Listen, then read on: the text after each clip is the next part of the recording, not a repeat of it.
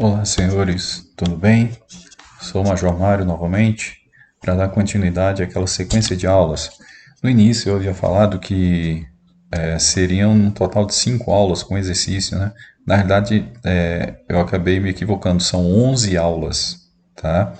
Com 2 aulas de exercício. Então, de teoria são 9 aulas, mais 2 de exercício, totalizando 11, tá? Vamos dar continuidade com, com o assunto de eletroquímica, só que a aula de hoje a gente vai tratar de balanceamento por oxirredução. Vocês lá no primeiro ano devem ter visto balanceamento de equação química pelo método da tentativa, que é o método considerado mais simples que tem. Tranquilo? Só que nem toda reação química a gente consegue fazer balanceamento usando o método da tentativa, tá? Existem algumas reações que você não consegue fazer, somente é possível fazer pelo método de oxirredução, tranquilo? Só que para que isso possa ocorrer, é necessário que uma reação química seja uma reação de oxirredução, coisa que a gente já viu na aula anterior, tá bom? Então a gente vai ver que para fazer balanceamento por oxirredução, a gente precisa seguir alguns passos, tá? Não é difícil, mas a gente precisa seguir alguns passos, caso contrário, a gente não consegue andar, tá bom? Então, vamos aqui, ó. Balancear uma reação de oxirredução é fazer com que o número total de elétrons cedidos pelo redutor, ou seja, a substância que vai perder elétron, seja igual ao número total de elétrons recebido por outra substância, que seria o oxidante, tá? E ó, se você observar, ó, os 2 cloros que eu deixei de fora, eles não sofrem variação, entendeu? Não sofrem variação, tá? Então é só aquele do reagente e o último cloro dos produtos, tá certo? Feito isso, aqui, ó, oh Jesus. Então tá marcando aqui, ó, quem teve variação. Perceba que o manganês saiu de mais 7 e foi para mais 2. Então, adiantando aí, o manganês teve o número de oxidação reduzido. Significa que ele sofreu redução. Já o cloro saiu de -1 e foi para 0. Então, de -1 para 0, esse número aumentou. Ou seja, oxidou. Tranquilo? Aí agora a gente vai ver outra coisa que precisa fazer. Ó. Nós precisamos calcular qual foi essa variação. Tá? Então vamos ver, o manganês era mais 7, passou para mais 2. Então isso variou de quantas unidades? Então se a gente for observar aqui, o manganês ele variou de 5 unidades. Tá? Aqui eu não vou colocar final menos inicial, porque senão vai dar valor negativo. Então a gente pega e calcula só o módulo, tá? Só quantas unidades sofreu variação. Então o manganês variou de 5 unidades e o cloro, ó, era -1, passou para 0, variou de 1 unidade. Tranquilo? Segundo passo, segunda coisa que a gente tem que fazer é pegar esse valor que a gente encontrou de variação e multiplicar pela maior quantidade do elemento que eu calculei. Então, olha só, o manganês, a maior quantidade que aparece dele aqui é 1. Ó. Eu tenho um manganês antes, um manganês depois, correto? Então, vou pegar esse 5 que eu calculei de variação e multiplico por 1. Aí, por isso que fica esse valor aqui, 5. O cloro, por sua vez, variou de variou de 1 unidade, correto? Era -1, passou para 0, variou 1 unidade. Aí eu vou multiplicar pela maior quantidade do cloro que eu estou usando. Então, cloro antes só tem 1, depois ó, tem Cl2, ou seja, tem 2. Então, vou pegar e multiplicar a variação por 2. Então, 1 vezes 2 2. Tá? O próximo passo agora é fazer inversão. O que é isso? O que eu achei para o cloro, eu vou colocar na frente do manganês, de maior quantidade que tiver. E o que eu achei para o manganês, vou colocar na frente do cloro que eu estou trabalhando, que tem a maior quantidade. Então aqui, ó.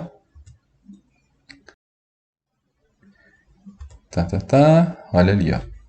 Então eu coloquei 2 na frente da substância que tem manganês e o 5 eu coloquei na frente da substância que tem cloro de maior quantidade que eu usei. Ó. Eu estava usando HCl e estava usando Cl2. Maior quantidade de cloro, Cl2. Então eu coloco o 5 aqui. Feito isso, agora eu continuo fazendo balanceamento pelo método da tentativa, que foi aquele que vocês viram lá no primeiro ano. Então, como é que é isso? Tudo que eu tiver de um lado, ou seja, antes da setinha, eu tenho que ter a mesma quantidade depois da setinha, correto? Então, se você observar, ó, eu tenho 2 potássios, do lado de lá tem que ter 2 potássios também. Eu tenho 2 manganeses, do lado de lá tem que ter 2 manganeses também. Tranquilo? Aí eu posso fazer duas coisas. Eu posso calcular o oxigênio, ó, 2 vezes 4, 8 oxigênio, e acertar ali 8 oxigênios. Ou eu posso pegar e verificar qual a quantidade total de cloros que eu tenho de um lado e acertar do outro também. Então, ou eu posso colocar 8 aqui, do lado direito, ou eu posso colocar, deixa eu ver, 2 vezes 5, 10, 2 vezes 2, 4, dá 14, 16. Ou eu posso colocar 16 logo ali. Então, ó, 16 e 8. Tranquilo? A equação está balanceada. Perfeito? Vamos ver outro exemplo aqui, ó. Ó, eu tenho gás cloro mais hidróxido de sódio, formando clorato de sódio mais cloreto de sódio mais água. Mesmo esqueminha aqui da anterior. Vamos determinar o número de oxidação de todo mundo. Aí a gente pega, depois de feito isso, a gente vai determinar quem sofreu variação, tá? Aí vai ficar só o pessoal que sofreu variação. Que se você observar, ó, foi só o cloro que variou. Aí se você olhar direitinho, o cloro Cl2 era zero, que é a substância simples. Aí na primeira substância ali, ó, o cloro aparece como mais 5 e na segunda substância aparece como menos 1. Então, se você for observar, o cloro para a primeira substância aqui, ó, primeiro produto, o número de oxidação aumentou, significa que ele oxidou. Então, aqui ele está atuando como agente redutor. Já para a outra substância, o NOx reduziu de 0 para menos 1. Então, para outra substância, ele sofreu redução. Então, Cl2 está atuando como agente oxidante. Entendeu? Continuando, vamos fazer as variações. De 0 para mais 5, variou de 5 unidades. E lembra que a gente multiplica pela maior quantidade do cloro que a gente está usando? Então, ó, entre Cl2 e NaClO3, de maior quantidade é o Cl2, ó, tem 2 cloros, então multiplica por 2, aí deu 10. E no segundo caso, vai de 0 até menos 1, ou seja, varia de uma unidade. Tá? E, de novo, multiplico pela maior quantidade do elemento cloro que eu estou usando.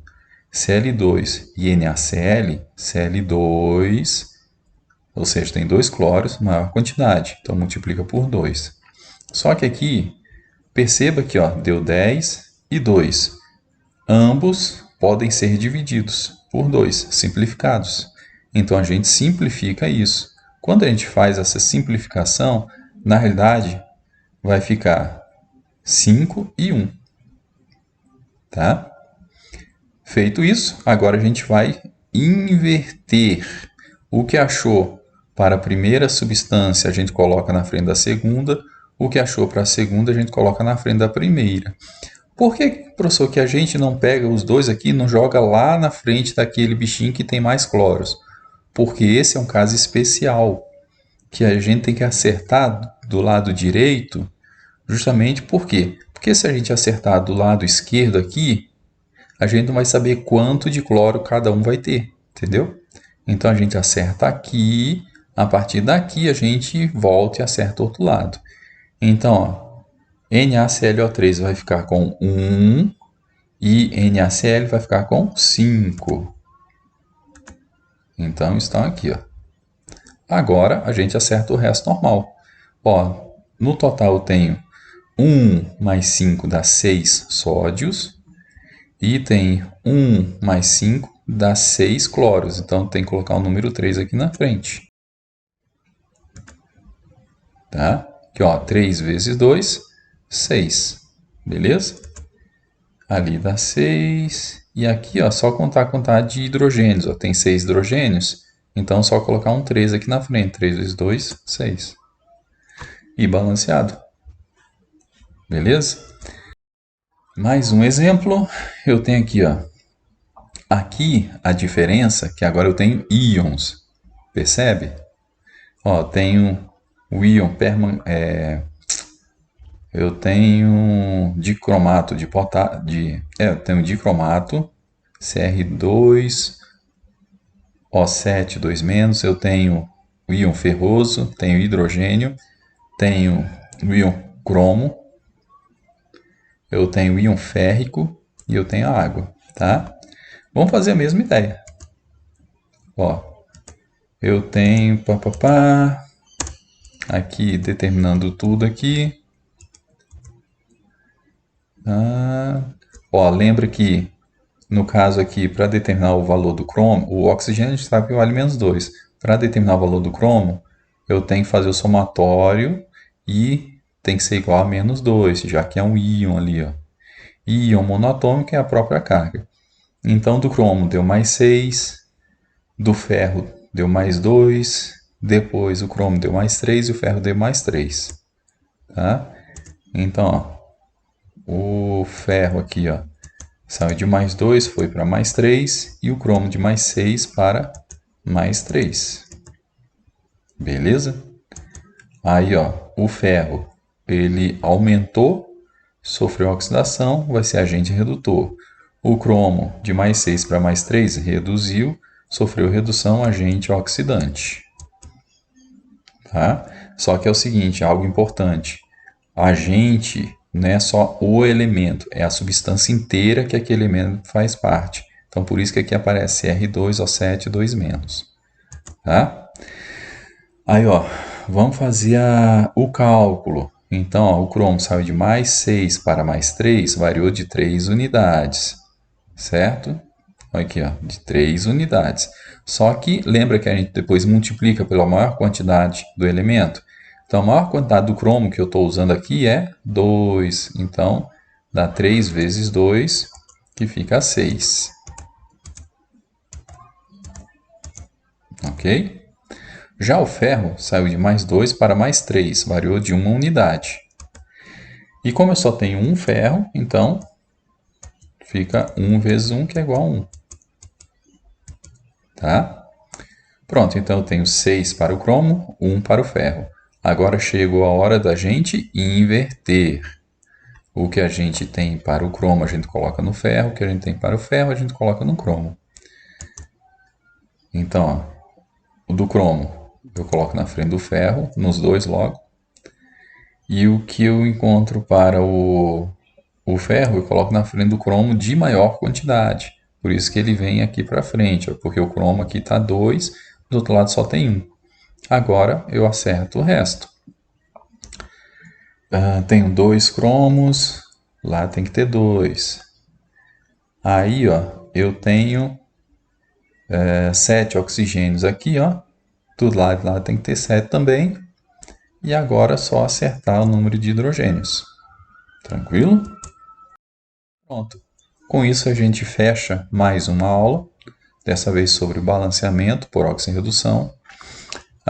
Na próxima aula a gente continua e até a próxima. Um abraço a todos.